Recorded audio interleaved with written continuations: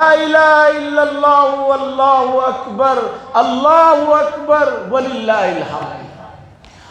مفسرین نے، فقہاء نے لکھا ہے یہ صرف فرض نماز تک کے لیے مسئلہ نہیں ہے، آدمی کو اس ذکر کو ان ایام میں کثرت کے ساتھ کرتے رہنا چاہیے۔ اس کے معانی اور اس کے مفاہیم اور اس کے اندر جو پیغام ہے اسے اپنے دل و دماغ میں، اپنی روح میں اتارنے کی ضرورت ہے۔ حضرت عبداللہ ابن عباس اور دوسرے صحابی سے مروی ہے کہ وہ حضرات ان ایام میں اس ذکر کو بہت کثرت سے پڑھتے تھے، حتیٰ کہ بازاروں میں بھی جا کر جو ہے زور زور سے ذکر کیا کرتے تھے۔ عزیزان گرامی، اللہ اکبر، اللہ اکبر، لا الہ الا اللہ واللہ اکبر، اللہ اکبر وللہ الحمد، یہ تین حضرات کی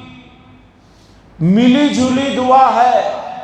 حضرت جبریل علیہ السلام جب ابراہیم علیہ السلام اپنے فرزند کو لٹا کر ذبح کرنے کے لیے چاقو چلا رہے تھے تو حضرت جبریل علیہ السلام آسمانوں سے دمبے کو لے کر آتے ہیں، اور آتے آتے انہوں نے کہا تھا اللہ اکبر، اللہ اکبر۔ جب اس ذکر کو حضرت جبریل سے حضرت ابراہیم علیہ السلام نے سنا تو آپ نے کہا لا الہ الا اللہ واللہ اکبر، اللہ کے علاوہ کوئی معبود نہیں ہے، وہی جو ہے سب سے بڑے۔ یہ سن کر حضرت اسماعیل علیہ السلام نے کہا تھا اللہ اکبر وللہ الحمد، اللہ ہی بڑے ہیں اور اللہ ہی کے لیے جو ہے تمام تعریفیں اور حمد ہیں۔ ان تین عظیم الشان شخصیات کے ملائے ہوئے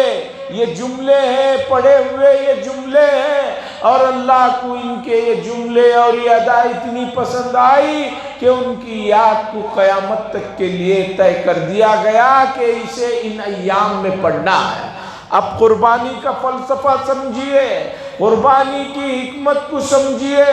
قرآن نے کہا لن ینال اللہ لحومها ولا دماؤها ولکن ینالہ التقوی منکم۔ تمام عبادات کا خلاصہ، تمام عبادات کی روح کو قرآن مجید کی اس آیت نے بتایا۔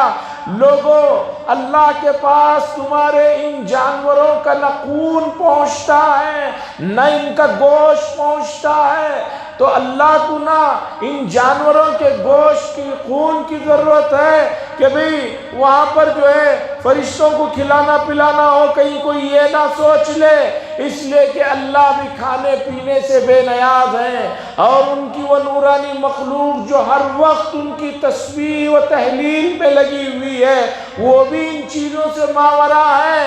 جیسے دوسرے مذاہب میں ان کے اپنے بتوں کو کھلانا پڑتا ہے، ان کے اپنے بتوں کو پلانا پڑتا ہے، یہاں اللہ کھلاتے ہیں، اللہ کو کھانے کی ضرورت نہیں۔ اللہ نے فرمایا پھر کیا ہے وَلَكِنْ يَنَالُهُ التَّقْوَى مِنْكُمْ، اللہ جو ہے تمہارے تقوی کو تمہارے دل کے اندر اور تمہارے دل کی گہرائیوں میں اللہ کے لیے جو جذبات ہیں ان جذبات کو اللہ تبارک و تعالیٰ چاہتے ہیں، ان جذبات کی قیمت ہے۔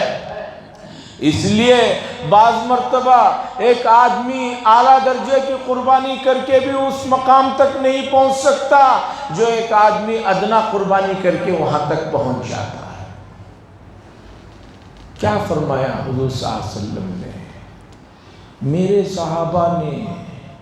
ایک مٹھی جو یا گیہوں جو صدقہ کیا ہے، بعد میں آنے والے لوگ احد پہاڑ کے برابر سونا بھی صدقہ کریں تو ثواب میں اس درجے کو نہیں پہنچ سکتے جو میرے صحابہ نے ایک مٹھی گیہوں یا جو اپنے زمانے میں صدقہ کیا۔ کیوں اتنا لمبا فرق ہے؟ اس لیے کہ وہ تقویٰ ہے جو ان حضرات نے اللہ کی مرضی کے لیے آخری درجے میں، ایک آدمی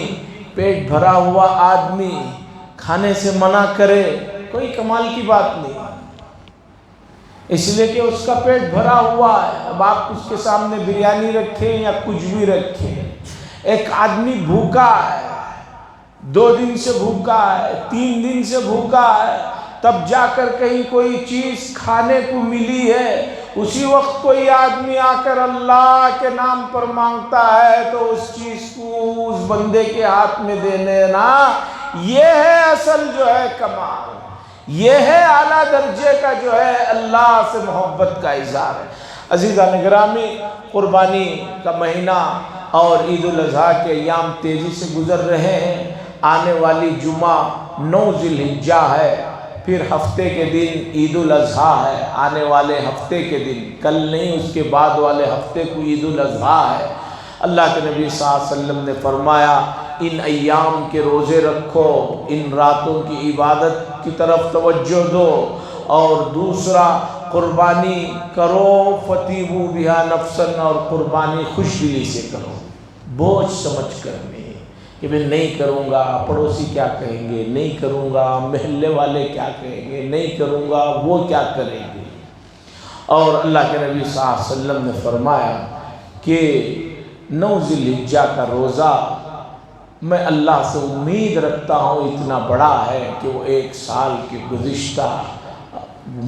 گناہوں کو اس سے معافی مل سکتی ہے۔ تو آنے والی جمعہ جو ہے 9 ذی الحجہ ہے۔ اب لوگ سوال کرتے ہیں کہ جمعہ کے دن تو سنگل روزہ رکھنا منع ہے، کوئی مسئلہ نہیں، وہ عام دنوں کے لیے مسئلہ ہے۔ اب جب ذی الحجہ کی 9 تاریخ جمعہ کو آ رہی ہے تو جمعہ کے دن روزہ رکھنا کوئی مسئلہ نہیں ہے۔ اسی طریقے پر بہت سارے حضرات یہ بھی کہتے ہیں کہ بھئی ہم چونکہ قربانی کر رہے ہیں اس لیے چاہے ناخن کتنے بھی بڑے ہو جائیں، اگر انہوں نے چہارشنبے سے پہلے نہ کٹ کیا ہو، چاند نظر آنے سے پہلے پاک صاف نہ ہوئے ہوں، تو اب ان ایام میں پاک صاف ہونے میں کوئی مسئلہ نہیں۔ ان کو چاہیے تھا کہ 29 ذو القعدہ سے پہلے ناخنوں سے دوسری چیزوں سے فارغ ہو جاتے، لیکن نہیں ہوئے۔ اب چاند نظر آ گیا، اب یہ ضروری نہیں ہے کہ 10 ذی الحجہ تک وہ آپ نے ناخن بھی نہ کاٹے اور کتنے بھی مونچھ بڑے ہو جائیں نہ کاٹیں، دوسری جگہ کے بال صاف نہ کریں، ان کے لیے مسئلہ نہیں ہے۔ جو 29 ذو القعدہ سے پہلے پاک ہو گئے، اس دن پاک صاف ہو گئے، ناخنوں کو کاٹ لیا، تو اب ان کے لیے بہتر ہے کہ 10 ذی الحجہ تک جو ہے وہ اس طرح کرے۔ دوسرا اہم مسئلہ یہ ہے کہ عزیزان گرامی، قربانی کے مسئلے میں امت جو ہے، ایک تو جو سب سے بڑی قربانی ہے اللہ کے لیے کچھ کرنا، اس میں بھی کمزور ہوتی جا رہی ہے، اس میں بھی پیچھے ہوتی جا رہی ہے۔ اس کے علاوہ ایک نیا مسئلہ سوشل میڈیا پر پورے سال خاص طور پر ان ایام میں پھیلا دیا جاتا ہے، قربانی کوئی ضروری چیز نہیں ہے، سنت ہے، اور سنت کا مطلب لوگوں نے یہ سمجھ رکھا ہے کرو تو ثواب ہے، نہیں کرو تو کوئی بات نہیں۔ سنت کا یہ مطلب نہیں ہے، عربی لفظ جو سنت ہے اس کا ترجمہ ہے طریقہ۔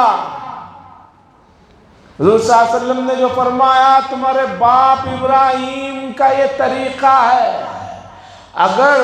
سنت کا یہی مطلب آپ لے رہے ہیں کہ قربانی کرے تو بھی ٹھیک، نہ کرے تو بھی کوئی مسئلہ نہیں ہے، تو پھر رسول اللہ صلی اللہ علیہ وسلم نے یہ کیوں فرمایا کہ جس آدمی کے پاس وسعت ہے، حیثیت ہے، وہ قربانی اگر نہیں کرے، نہ کرتا ہو، تو اسے چاہیے کہ ہمارے عیدگاہ کے قریب نہ آئے۔